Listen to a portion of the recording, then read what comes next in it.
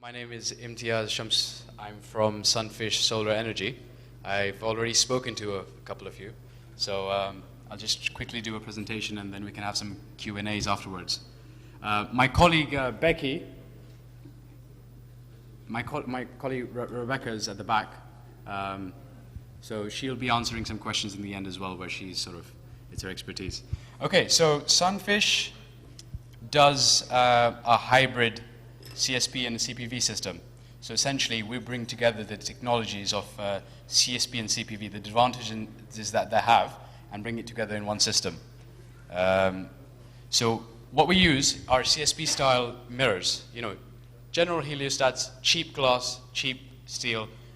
That's the biggest cost of our system, steel and glass. And what you do is the mirrors reflect the light to a central point, just like in CSP.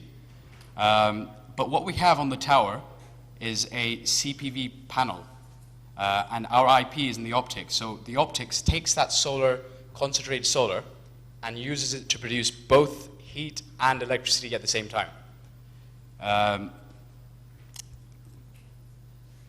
What we use is a multi-junction solar cell in the middle, with obviously the heating and the cooling elements.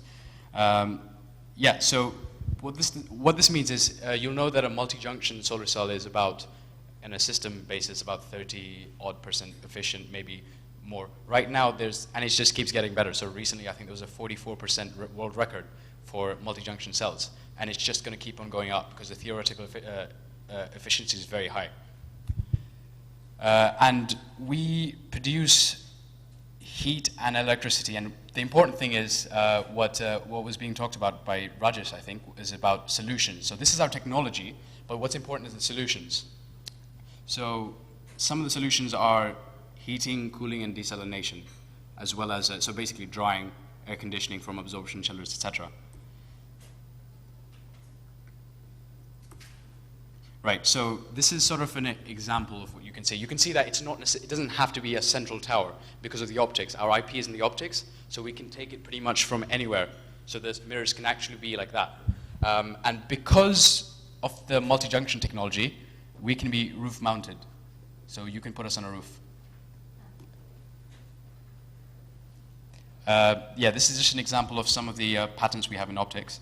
And here you can see an example of a car park mounted type system. I think this was done for a Spanish company in Madrid or something.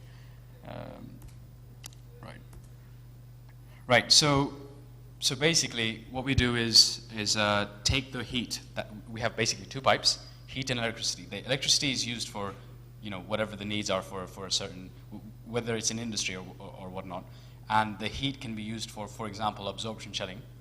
So we've got a project, I'll explain the projects that we're doing, just 1 second. So we've got a project in Portugal. It's a 1 megawatt pilot project with the Acos de Portugal, which is the municipal water company for Portugal. And what we're doing is obviously producing electricity, which can go back to the grid. We get a feed-in tariff. But what's important is the heat is drying the sewage. And that dried sewage we're getting paid for to take off because it's 90% water. They don't know what to do with it. And you can't just, it takes a lot of land to dry sewage like that. So we're drying it for them. We're getting paid for the electricity. We're getting paid to take the sewage off. And we're getting paid to sell the dried sewage to cement manufacturers or to be burnt on a waste-to-energy plant. So that's the project in Portugal. And again, you can see it can scale because that's a pilot project. If it works, it's going to a 20 megawatt size plant. The other one we're doing in Portugal, in Lisbon, is near Lisbon, is on a mall. It's a roof-mounted system, and it's going to feed into an absorption chiller. So the interesting thing about cooling for us is when it's hottest, when our system is most efficient, is also when you need the most cooling. So it makes sort of practical sense to go into cooling. Right. I think for India, we came here really to do some due diligence and figure out, is our technology and our solutions, would it be relevant for India? And we had a couple of hypotheses, which, having listened to Uday and Rajesh, is fantastic because some of them were very correct, like wastewater. we thought was a problem for India. It's a political problem too. Now, if you can dry it off and you can make profit on 3 income streams, so the electricity, taking the sewage off, and selling the dried sewage, it's quite a interesting proposition. With the cooling as well, I was speaking to a guy from Mahindra when we went off to the Future Forum, the World Future Energy Forum in Abu Dhabi, and he was mentioning how air conditioning is such a big energy drag for most Indian companies, that they don't have space because you don't have space for any other type of renewable energy. Well, we can be roof mounted, so you can imagine in an office block we can be on the roof, producing all the energy requirements pretty much for at peak for the building, and then it just cuts off your electricity needs and your thermal needs. So that's what we do. In terms of management, so Dr. Luke Robinson's the CEO. He couldn't make it, unfortunately, but he sort of comes from Cambridge, did research there, and we're also backed by Chris Poulton. He's taken a company to £300 million IPO.